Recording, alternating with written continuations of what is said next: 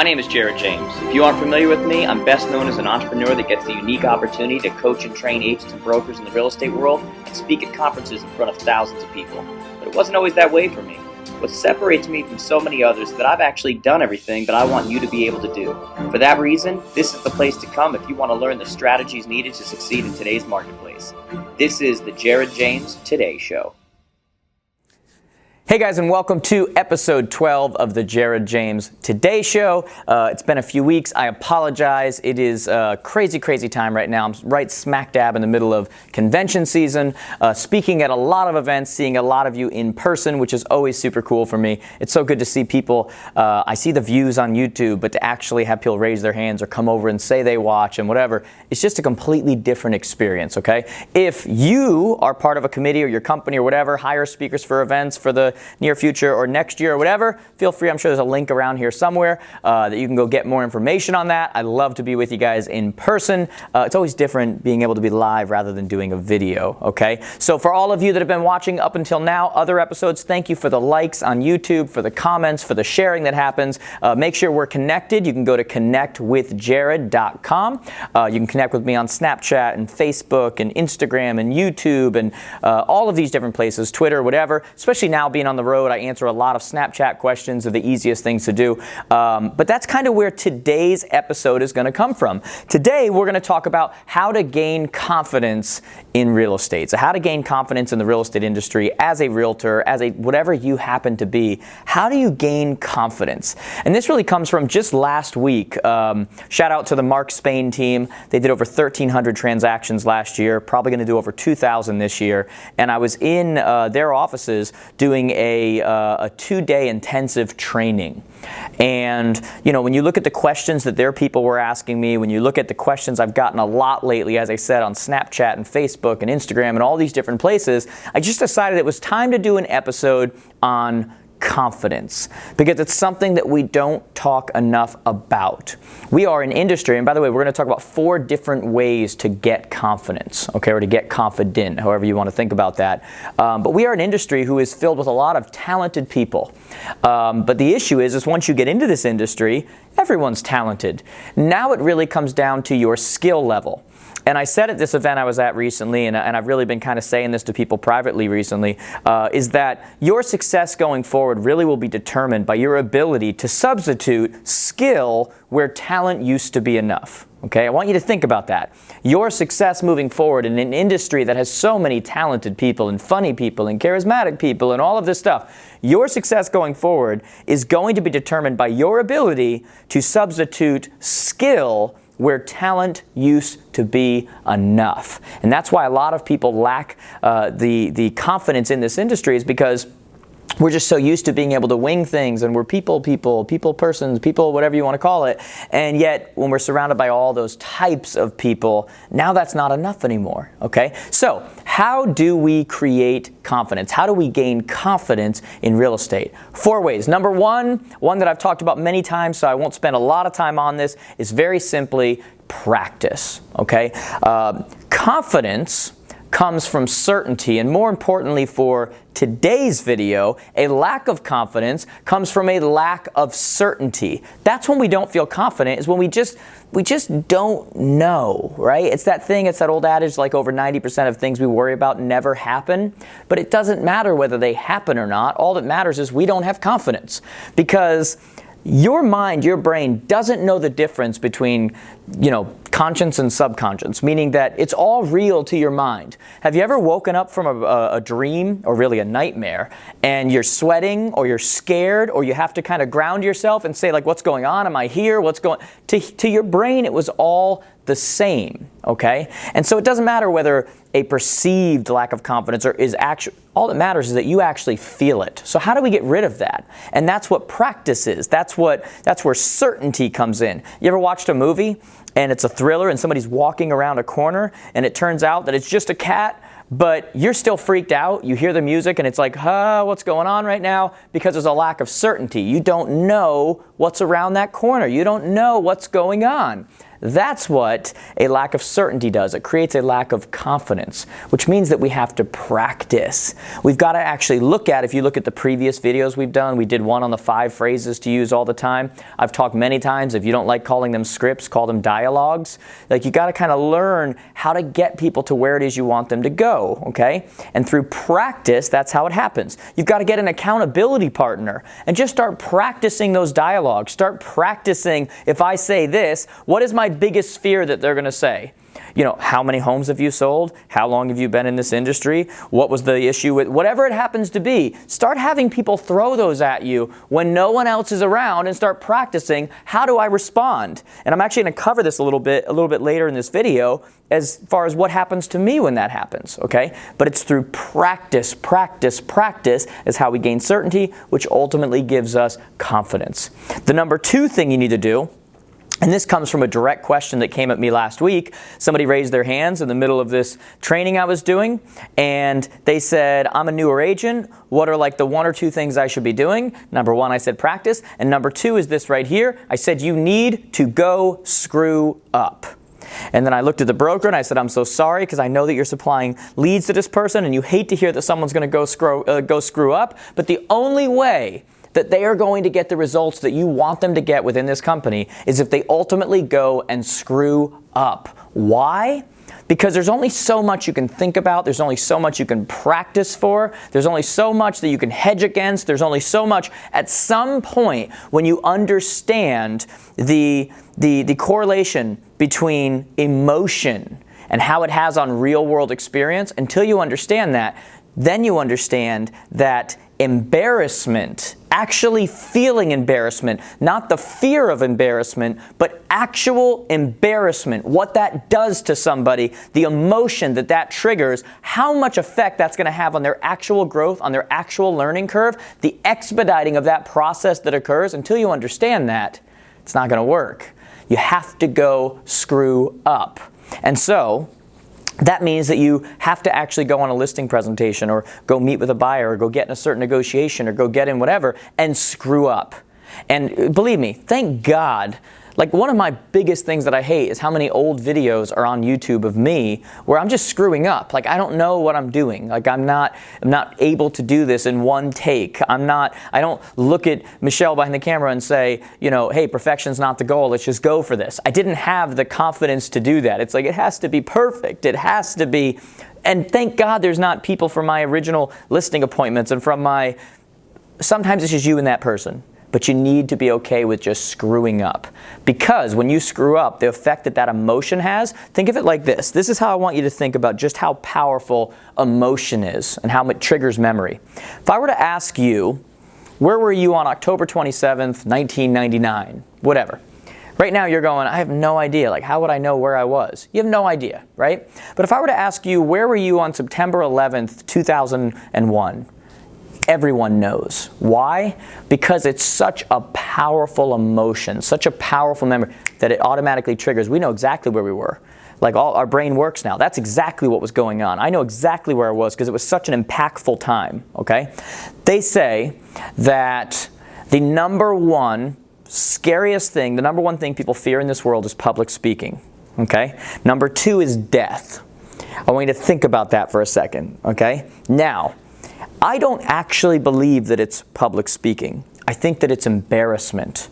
Nobody wants to be embarrassed in front of a lot of people. And so what we do is we avoid that. But when you avoid that, what you do is that you actually don't allow yourself, don't allow your mind, don't allow your brain to work in the way it was created to experience that powerful emotion of embarrassment, which now expedites that process of learning. Because the next time you get in that situation, that listing presentation, that buyer presentation, that situation with your broker, that negotiation, whatever it happens to be, and you've experienced the embarrassment, you remember, here's exactly what I need to do differently. Here's how I avoid that next time. Here's how because it's triggered that expediting process, okay? So, what do you need to do? You just need to go screw up. It's really that simple. You know, another quick story here I had, and this is again from last week. I was doing an in-depth training with this same group on listing presentations. And I was going through each part of the listing presentation, very roll up your sleeves, like let's get this down. This wasn't 45-minute keynote, inspirational, motivational. This was like, let's actually talk about this. And I was talking about the portion of the listing presentation where we say that, look, you need to know why they want to move. You need to know when they want to list by, when they want to sell by, and what happens if they don't sell by that time. Because we need to go to their plan B. In their mind, we need them to live it. Why? Because it doesn't know the difference between conscious and subconscious. So we need them to feel it. We need them to feel that pressure point. What happens with plan B? What is plan B? Because that's going to make them more realistic when it comes to their price and other things. Okay? Now, the reason why when I was training on this, I told them, ask me any question you want, ask me any objection, was because I had the confidence to know that I could answer anything they threw at me, or I at least knew the process to which we needed to go through to get them to an answer. I wasn't fearful of that. I didn't say, I wasn't like an athlete going through some kind of terrible thing in their life and, they were just in the tabloids, and so they say, I'll answer questions about anything but that. I said, anything you want, let me know. There's no fear of any answer here. And somebody asked me a very good question. And they asked me the question and they said, okay, so if we start doing that exactly as you said and we start making them go to plan B, what's going to stop them? Because I know if I was a seller, I'd probably ask the question and say, why are we covering plan B so much? If you're so good at what you do, why are we spending so much time on plan B? I wouldn't think plan B is an option if you're going to do everything you said that you were going to do. Didn't we just kill their confidence? And I said, that's a very good question. Now, me, knowing that the best way to answer a great question most of the time is to ask an equally great question back to the person and put them back on their toes, knew that that was the response that you need to have. I looked at that person and I said, here's what I would say to that seller. I would say, Mr. and Mrs. Seller, I already explained to you that there are many things I don't control, like the market, like price. The market controls those things. So, Mr. and Mrs. Seller, if I were to tell you that 100% of the time, everything I thought was going to happen with every single house I listed actually happened, would you believe me or would you think that I'm full of it? And they went, yeah, I'd absolutely think you're full of it, right? Because that's the truth. And then I said, now me, I get on a lot of planes. And when I get on a plane, I've never gotten on a plane that went down. I never expect a plane to go down. I don't expect a plane to ever go down that I'm on. And yet, what is the first thing they do when we get on that plane? They go over what to do, what happens if this plane goes down. Now, I don't expect it to go down, but at the same time, if it did, I would think that they didn't do their job if they didn't tell me what happens in a worst case scenario. Isn't it also true in this situation? I don't expect plan B, but I am not doing my job if I don't properly prepare you for plan B. Wouldn't you agree with that? That's the answer. So it's a great answer for the seller because yeah, that all makes a lot of sense. This person knows what's going on. I'm not afraid to take those questions from an audience live in front of everybody because I've practiced, I've screwed up before, my confidence is at a point that I don't worry about it, okay? Number 3, start keeping track of little victories. I don't think I'm breaking any news right now when I say that we tend to focus on the negative, right? We tend to see what we did wrong. Are there a lot of things you do right throughout the day? Absolutely. Are there a lot of things you do wrong throughout the day? Absolutely. Which one do you think you focus on more? 63,000 thoughts throughout the day. 80 to 90% of them are negative. You tend to focus on the things you should have done better, and that does not help our confidence.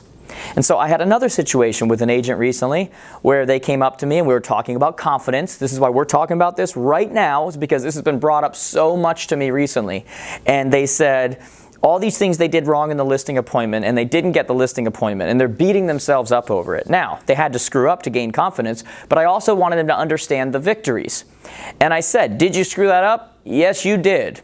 Was there a way you should have handled this differently? Yes, and here's what you should have handled differently. That was your fault. 100%, we get that, okay? But now we can learn from it because you screwed up. But from the perspective of having small victories, I said, but did you have a listing appointment with them?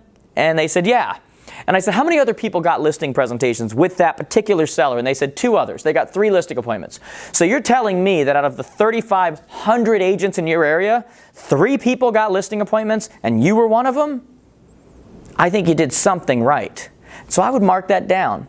We have a thing in our weekly accountability tracker that we do with our students where we make them track every single week the things they did right, the victories they had, because we want you looking at those and focusing on those so that when your mind is starting to process what you've done right and what you've done wrong, there's plenty of little things for you to look at and to continually repeatedly think about and go, 3 out of 3,500, I must have done something right to get that listing appointment. I need to keep doing that. Now I'm going to get better on these other things, but the stuff I'm going to focus on is going to make me feel good and give me confidence, because that means that 3,497 people in that area didn't even get to the place where they were able to screw up or able to fail because they didn't get the listing appointment like I did. Both of those situations are correct, like they're true, but which one is going to bring you confidence? And we're really mixing in both right there. Yes, we're keeping track of small victories, but we also gave ourselves the chance to screw up, which triggered the emotion of, oh my God, I'm so angry at myself for screwing up, and I embarrassed myself, I didn't have an answer and whatever, and now you give a chance to get better, but now we're triggering all these different things. Okay, number 4, get help. I put something on Instagram recently where I said, first you learn, then you drop the L. First you learn, then you earn, okay? And there's a part of that that's very true, and then there's a part of that that's kind of missing something, okay? First you learn, then you earn. It's true, but it's missing a middle part, which is that you have to actually execute, right? First you learn, then you execute, then you earn, okay? And execution many times doesn't come from the fact that you learned something, just like you've never dropped one. How many of you have ever dropped 1 calorie from thinking about running or from thinking about exercising and you just all of a sudden were in better shape? Have any of you ever made more money because you came up with a good idea? Thinking about it is not enough, right? The thinking about it is there. Knowing that you have to do it is there, but then you have to execute. And many times that comes through help. Take a look at the top people in your industry, in your area. Many of them are coached.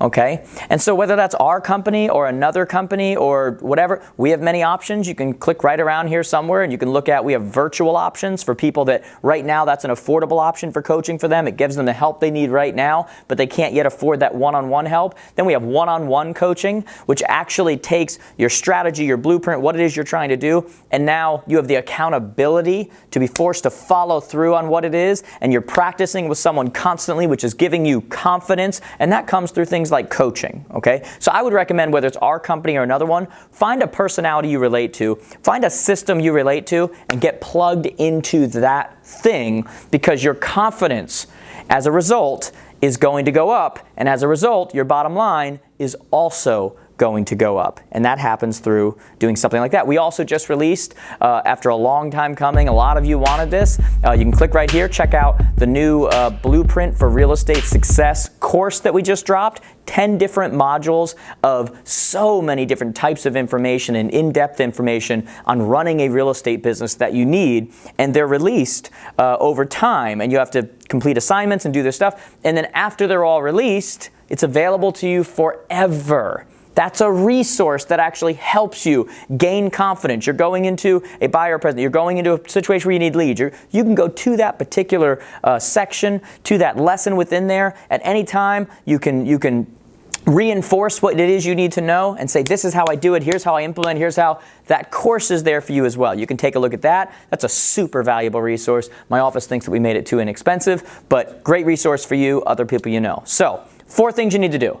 Practice, go screw up, start keeping track of your victories, even the small victories. And number 4, get help. These things will increase your confidence, increase your bottom line, and that's really what we're all trying to do with this, right? So guys, thank you so much for watching again. Make sure you give a thumbs up. Make sure you leave a comment below. As I always say, connect with me, connectwithjared.com. Send me a personal message. Let me know what it is that you're thinking, and if you have questions or anything like that. I really look forward to it, guys. I hope this is really helpful for you. Share this with someone else that needs it. Till the next one, guys, thank you. Hey there, you, and I am talking to you in particular, person that made it to the end of my video. It means the world to me. But if you made it to the end, I'm hoping that you'll take a second and subscribe right here. Make sure you share that with all your friends, by the way. They're in real estate, sales, entrepreneurial, whatever it happens to be. By the way, if you're looking for a speaker for your upcoming event, click right here to get some more information.